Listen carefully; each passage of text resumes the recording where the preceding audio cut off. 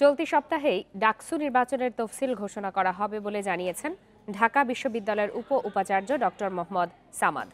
সকালে নির্বাচনের চূড়ান্ত প্রস্তুতির বিষয়ে বৈঠক শেষে কথা জানান তিনি। ডাকসু নির্বাচন নিয়ে কেউ বিশৃঙ্খলা বা আইন ভঙ্গের চেষ্টা করলে কঠোর ব্যবস্থা নেয়ার হুঁশিয়ারি দেন উপাচার্য ডক্টর মোহাম্মদ সামাদ।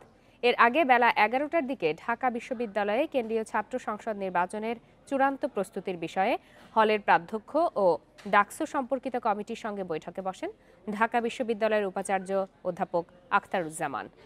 বৈঠকে ডাকসু নির্বাচন সুষ্ঠুভাবে সম্পন্ন করতে সবার মতামত নেওয়া হয়। পরে আলোচনা করে তফসিল ঘোষণার সিদ্ধান্ত নেওয়া হয়।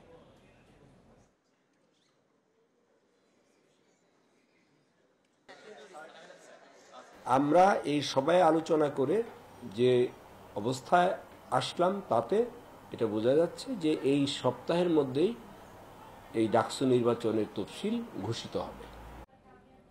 এ বিষয়ে আরো জানাতে ঢাকা বিশ্ববিদ্যালয় থেকে যোগ দিয়েছেন সহকর্মী নূরে আলম। নূরে আলম, ডাকসু নির্বাচনের তফসিল ঘোষণা ছাড়া বৈঠকে আর কি কি বিষয়ে আলোচনা হয়েছে, আপনার কাছে কি তথ্য রয়েছে এ বিষয়ে? সকাল 11টায় ডাকসু নির্বাচন নিয়ে বিশ্ববিদ্যালয়ের উপাচার্য বৈঠকে বসেন।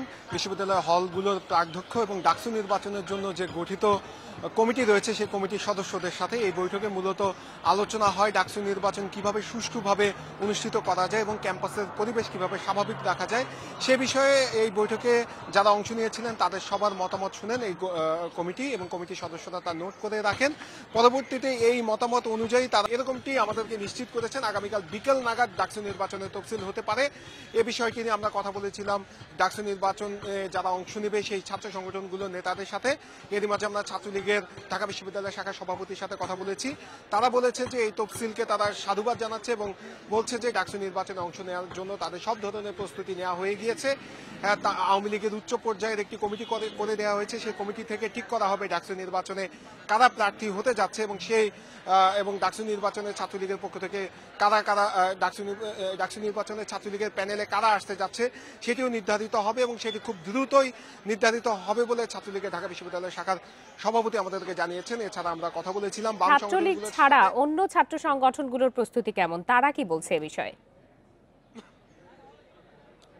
আমি সেটাই বলছিলাম যে ছাত্রলীগ ছাড়া অন্যান্য যেসব সংগঠনগুলো রয়েছে আমি কথা বলেছিলাম বাম সংগঠনগুলোর সাথে।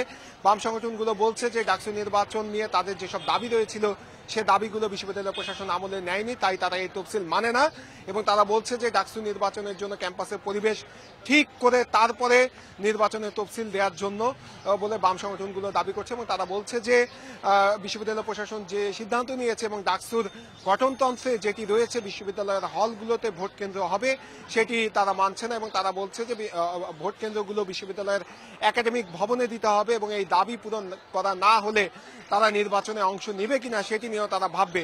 এছাড়া আমি কথা বলেছিলাম ছাত্র দলের সাথে, ছাত্র দলও একই ধরনের কথা বলছে এবং তারা বলছে যে তাদের কোনো কর্মী ঢাকা বিশ্ববিদ্যালয় ক্যাম্পাসে প্রবেশ করতে পারছে না এবং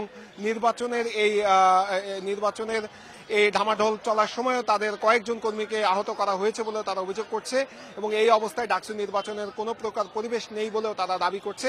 তাই ক্যাম্পাসের পরিবেশ সুষ্ঠু করে এবং ক্যাম্পাসে সকলের সমান সুযোগ নিশ্চিত করে তারপর ডাকসু নির্বাচনের তফসিল দেওয়ার আহ্বান জানিয়েছেন তারা। এছাড়া ছাত্র অধিকার সংরক্ষণ পরিষদের নেতাদের সাথে আমরা কথা বলেছিলাম, তারাও একই ধরনের কথা বলছে।